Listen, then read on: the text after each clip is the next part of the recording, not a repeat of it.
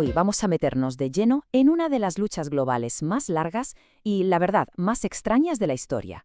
Un enfrentamiento de 45 años que no solo definió el siglo XX, sino que de hecho dio forma al mundo en el que vivimos hoy. Y aquí está la gran pregunta, ¿no? La gran paradoja. ¿Cómo es posible que las dos mayores superpotencias del planeta estuvieran en guerra durante casi medio siglo sin que sus ejércitos se enfrentaran cara a cara ni una sola vez?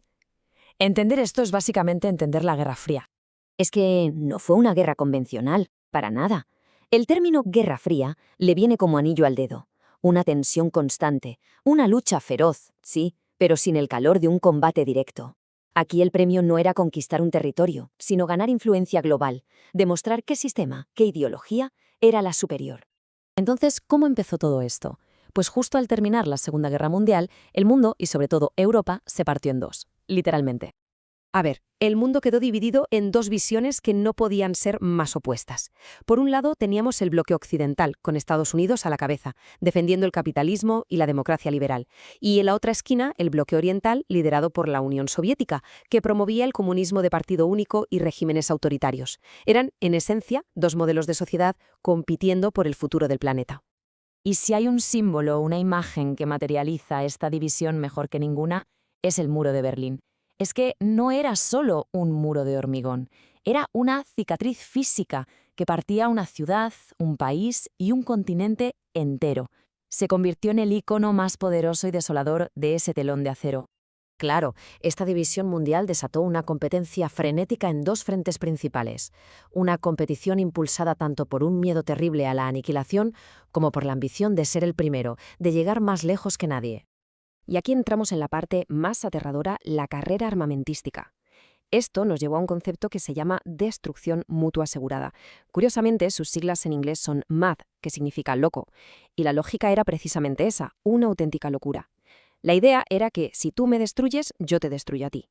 Esto creó lo que se llamó un equilibrio del terror, un punto muerto súper frágil donde el primer movimiento significaba literalmente el fin del mundo.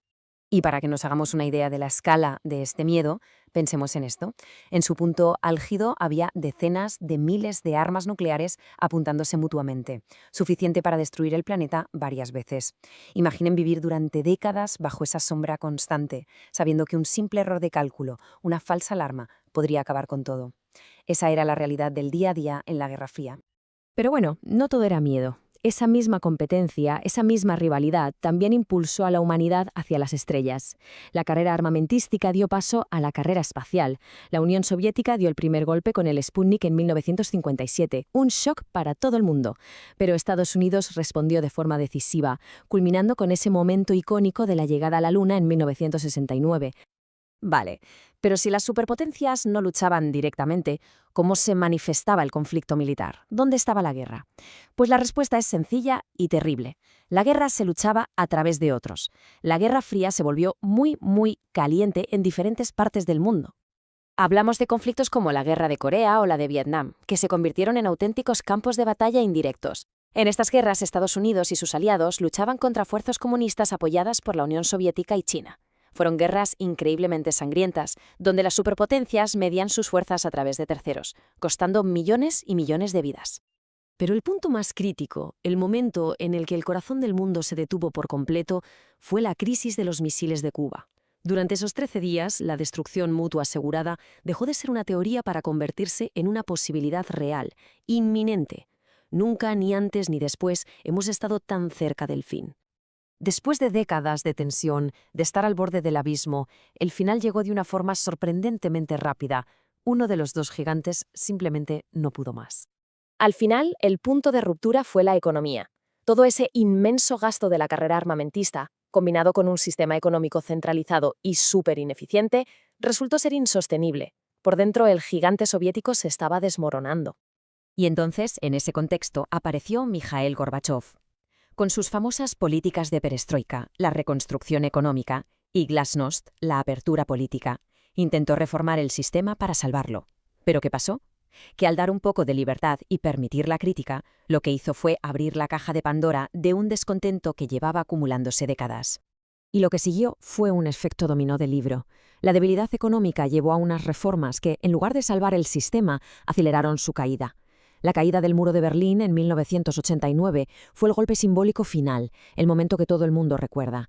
Y apenas 2 años después, la Unión Soviética se disolvió oficialmente, poniendo fin a la Guerra Fría. En esencia, si lo reducimos a lo más básico, la Guerra Fría fue justo eso, una lucha entre dos visiones del mundo. La libertad frente al control, el mercado frente al Estado. Fue una competencia global para decidir qué modelo de sociedad iba a prevalecer en el mundo moderno. La Guerra Fría terminó, sí, pero sus efectos perduran. Las alianzas que se forjaron, las tecnologías que se impulsaron, incluso las tensiones que dejó sin resolver siguen muy presentes. Y la pregunta que queda en el aire es, ¿hasta qué punto la sombra de esa gran lucha sigue definiendo nuestro mundo de hoy?